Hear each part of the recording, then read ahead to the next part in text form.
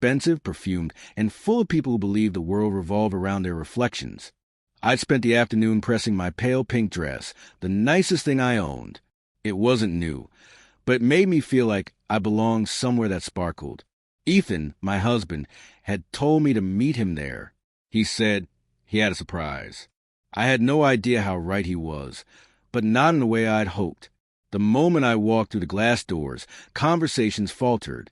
Eyes drifted toward me, curious, judgmental. My simple dress, my small purse, my worn-out heels told them everything they needed to assume.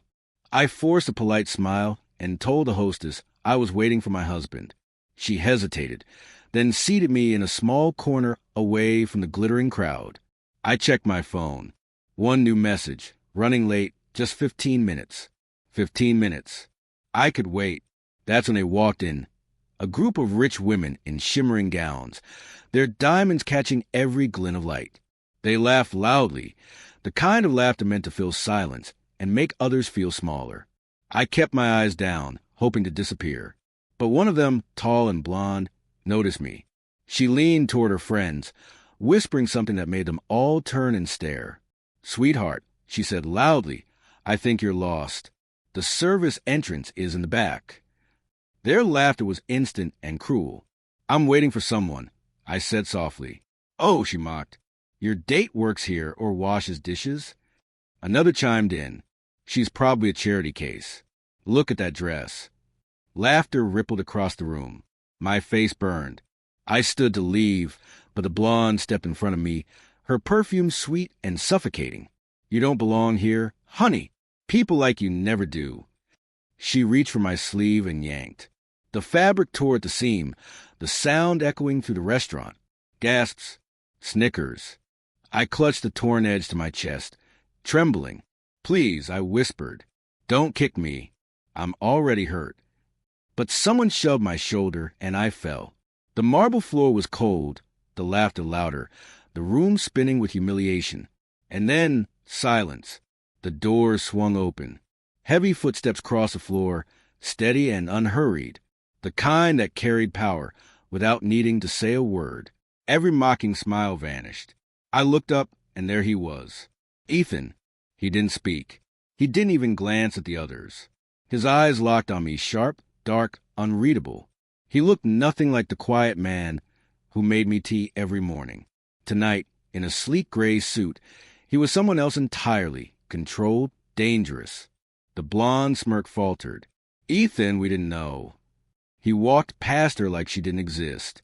Kneeling beside me, he took off his jacket and draped it gently over my shoulders.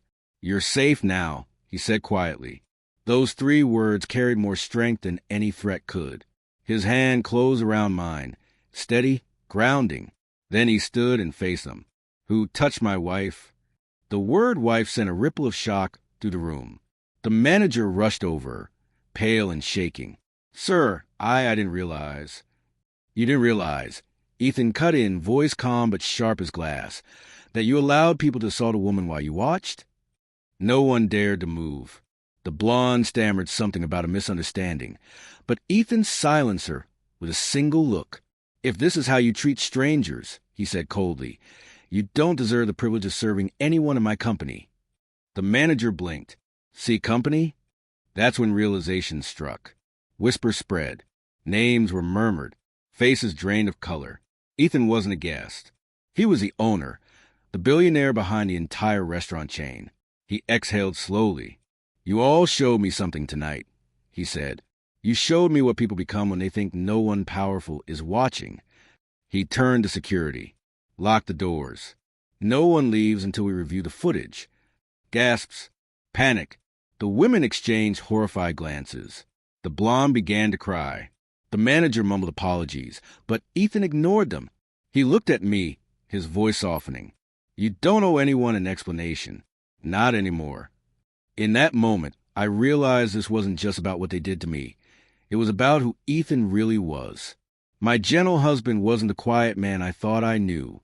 He was a man who commanded rooms, who held empires, who could destroy reputations with a word, and yet had chosen to live simply. He turned to the trembling manager again. "Tell me," he said evenly, "why did you allow this?" I didn't know she was your wife. Ethan's voice hardened. So if she weren't, it would be acceptable?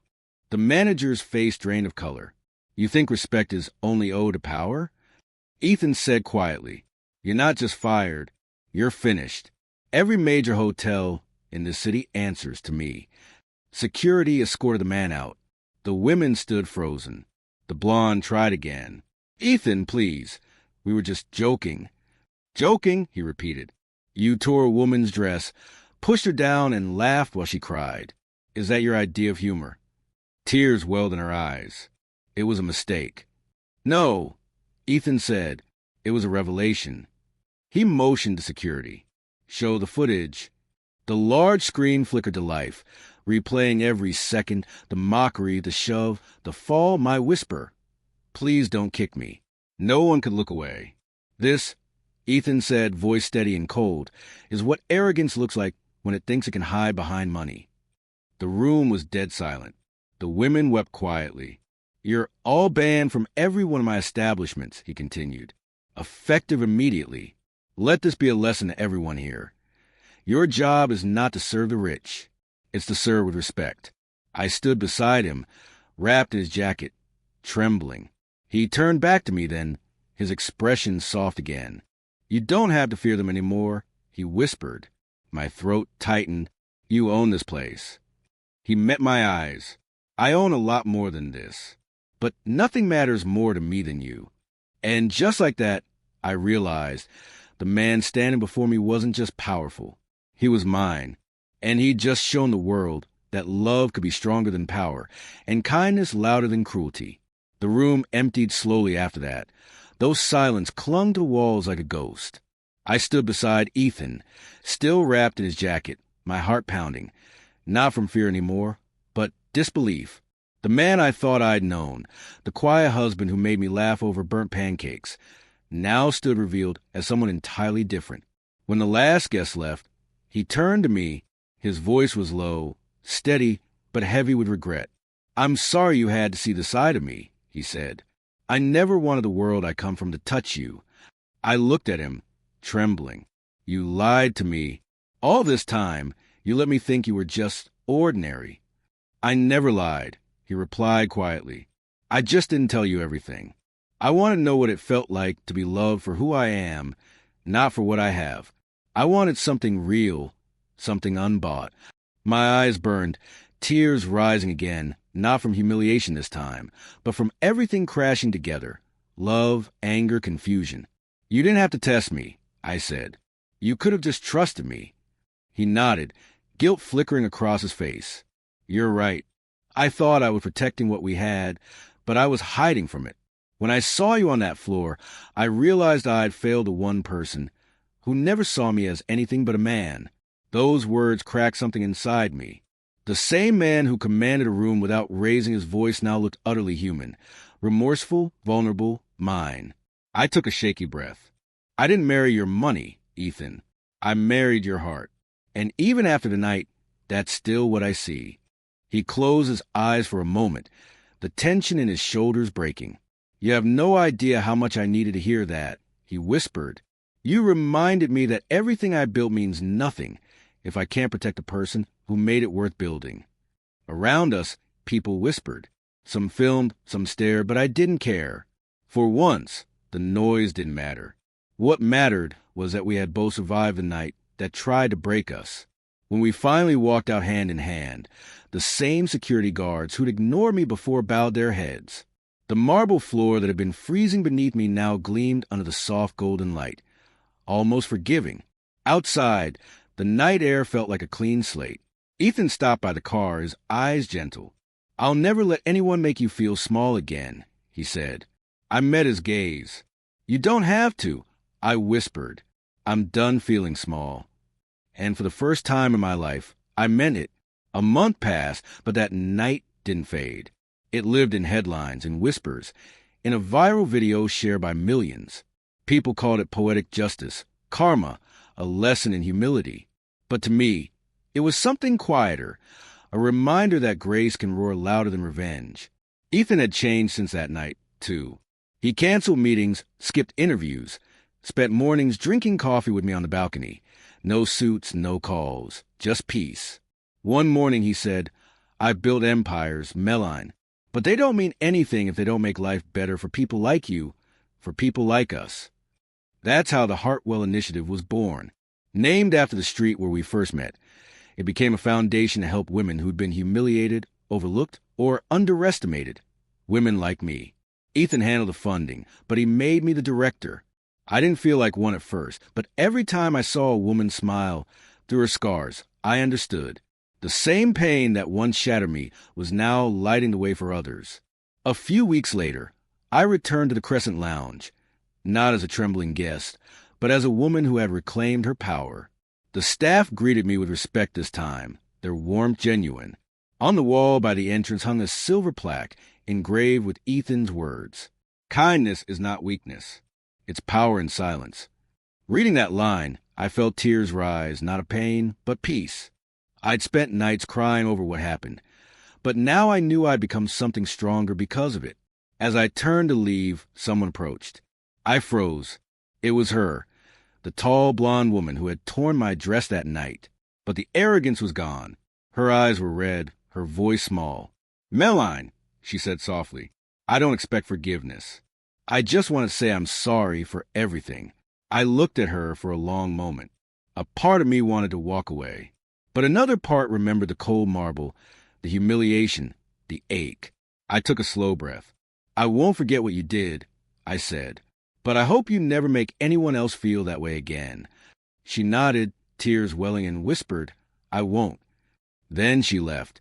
I stood there, staring at the city lights flickering through the glass. Forgiveness wasn't easy, but it was freeing. I didn't need revenge. I didn't need to make anyone pay. The fact that I was still standing, still whole, was victory enough. That evening, Ethan met me outside. He wrapped his arm around me and asked quietly, "You okay?" "More than okay," I said. And I meant it, because redemption doesn't come from punishing others. It comes from proving they never had the power to destroy you. Time softened the edges of memory. The gossip faded, the story cooled, and what remained was the quiet truth that no one can take your dignity unless you hand it to them. Sometimes, late at night, I'd sit on the balcony with tea, watching the city lights shimmer. Ethan would join me, no longer the billionaire in disguise, just my husband. We didn't talk much.